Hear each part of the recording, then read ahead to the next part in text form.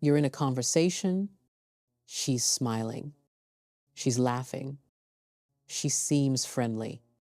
You're focused on her words, trying to build a connection, trying to say the right thing. But you get this feeling, this itch in the back of your brain that you're missing something.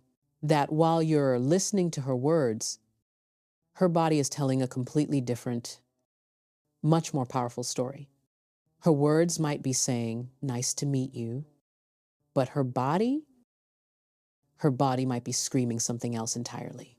Here's the hard truth. Most men go through their entire lives deaf and blind to this ancient, unspoken language. We are trained to listen to what people say, not what they do. We mistake deep, primal attraction for simple friendliness. And the moment passes, the connection fizzles. We walk away, never knowing how close we were. But what if you could learn to read it? This isn't about pickup artist tricks. This is about psychology. This is about evolution. In this video, we are decoding the 5 hidden forces that take over a woman's body language when she feels a genuine, powerful pull of lust. These are the involuntary signals her conscious mind might try to hide, but her biology cannot. Once you learn to see these forces at play, you will move from guessing to knowing. Force number 1, the unconscious spotlight. The first force is one of the most visible. When a woman is genuinely attracted to a man, a switch flips in her brain. She instinctively wants to look her best. It's an evolutionary drive. She begins to unconsciously shine a spotlight on herself, highlighting her best features and signaling her availability and health.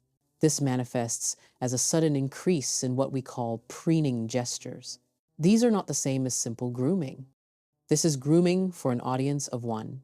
You'll see her suddenly become very aware of her hair. She'll flip it, tuck it behind her ear, or run her fingers through it.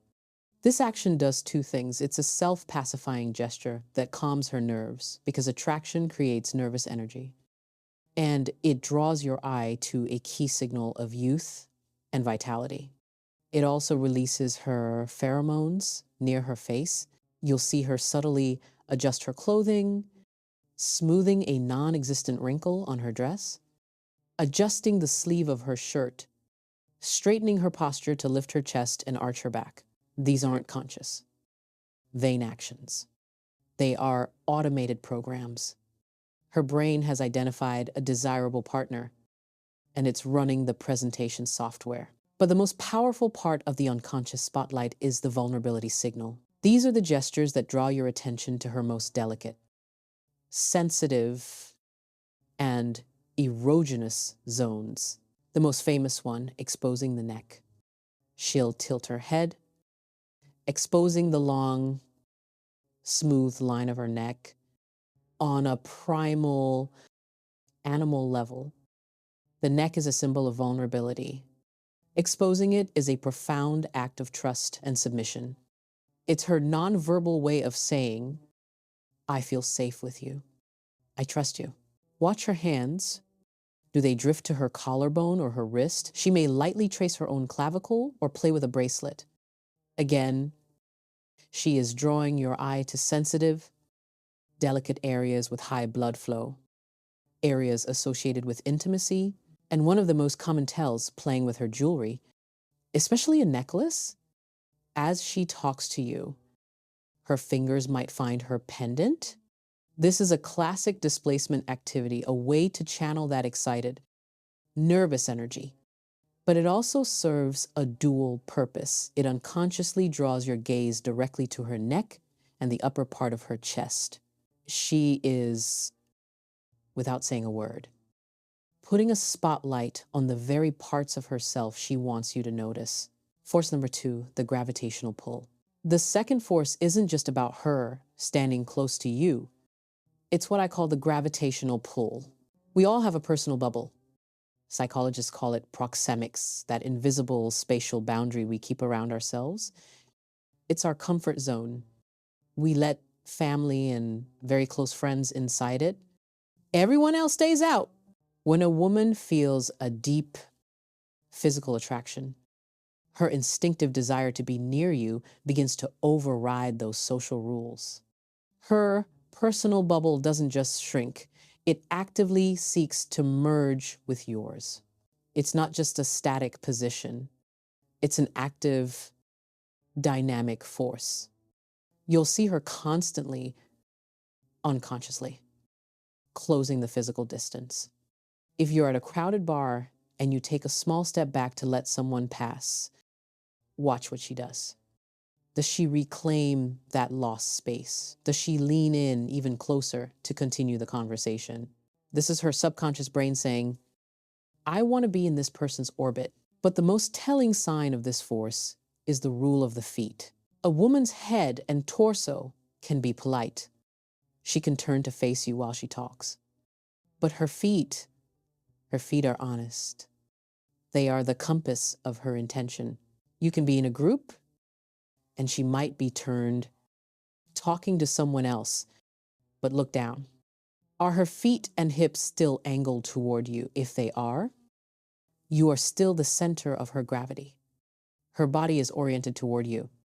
Even when her polite attention is temporarily elsewhere, the gravitational pull is a powerful signal. It's her body non-verbally stating, I am open to you. I am moving toward you. I want to be here. If this force is active, that's when you look for force number 3. We're about to get into the more subtle psychological forces, like how her brain literally syncs with yours. If you're getting value from this and want to master the unspoken language of attraction, do me a favor and hit that subscribe button right now. It tells YouTube you want more content like this, and you won't miss our future breakdowns. Now, let's get to force number 3. Force number 3, the synchronicity effect. The third hidden force is one of the most fascinating. Psychologists call it behavioral synchrony or the chameleon effect. I call it the synchronicity effect. This is when a woman unconsciously begins to mimic your body language, your gestures, and even your speech patterns. This isn't her deliberately copying you. It's a deeply ingrained, automated process. It's driven by mirror neurons in the brain, the same parts of our mind that allow us to feel empathy. When we feel a powerful sense of rapport and connection with someone, our brain wants to align with them. It wants to non-verbally say, I am like you. We are in sync. We are on the same wavelength. It creates a powerful feedback loop. Mirroring builds rapport, and rapport leads to more mirroring. So, what does this look like? It can be incredibly subtle. You lean forward on the table, and a few seconds later, you notice she has leaned forward. 2, you take a slow sip from your drink, and a moment later, she reaches for hers. You rest your chin on your hand, and she adopts a similar posture. Pay attention to her energy. You might notice her matching your vocal tone. If you speak in a low, calm voice, her voice might soften to match yours. If you laugh, she doesn't just laugh with you. Her laughter matches your energy. This synchrony is one of the most reliable signs of attraction because it is so hard to fake over time. Maintaining that subconscious dance of gestures and energy for an entire conversation is nearly impossible unless the rapport is genuine. Here's a small test you can try. Next time you're sitting across from her and the conversation is flowing, casually change your posture and cross your legs, or lean back and rest your arm on the back of the chair. Then, just wait. Continue the conversation. If you notice her make a similar adjustment within the next 30 seconds. You are seeing the synchronicity effect in action. Her brain has identified you as someone she is in tune with on a level that completely bypasses conscious thought. Force number 4, the dopamine gaze. The fourth hidden force is biological. The old saying is that the eyes are the window to the soul. Science tells us they are a direct, unfiltered window to the brain's arousal and reward system. When a woman feels lust, her eyes are compromised. They are hijacked by a chemical cocktail. And I call this force the dopamine gaze. The biggest clue here is something she has zero conscious control over: pupil dilation. When we see something or someone we find desirable, our brain releases a flood of neurochemicals, including dopamine and norepinephrine. This chemical surge activates the sympathetic nervous system, causing the pupils to involuntarily widen or dilate. A woman can control her words. She can fake a smile. She cannot control the tiny muscles in her irises. Now, you have to be smart about this. Low lighting will naturally make pupils dilate. But if you're in a well-lit environment and you notice her pupils seem unusually large, like dark pools, that is a biological flare. It's a microscopic signal of attraction that is nearly impossible to fake. But the dopamine gaze is more than just dilation. It's about a specific pattern of eye contact. In a normal, polite conversation, people hold eye contact for about 3-5 seconds. When attraction is in play, that timer gets thrown out the window. She will hold your gaze for that extra second, or 2, or 3. It feels intimate. It feels like she is genuinely seeing you. This often shows up in what's called the coy gaze. This is a classic, powerful flirtation ritual.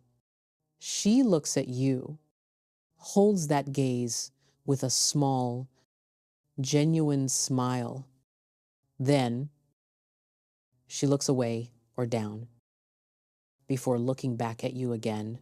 That look away, look back dance is a perfect blend of I am interested, the held gaze, and I am not a threat. The submissive look away. It's an invitation. And then there's the final level, the triangle gaze. This is when her eyes move in a distinct triangular pattern.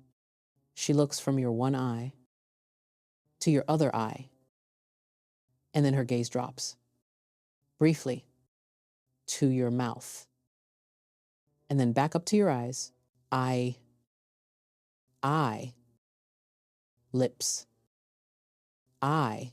When you see this, her conscious mind may be talking about her job or the weather, but her subconscious mind is thinking about something else entirely. It's the most direct signal that she is, on some level, thinking about kissing you. Force number 5, the threshold test. The final hidden force is the most decisive. It's where all the other forces culminate. This is the threshold test. This is when a woman actively and often subtly tests your threshold for intimacy. She's probing, testing the waters to see how you will react to her advances. It starts with barrier removal. Just like the gravitational pull brings her to you, this test involves her removing anything between you.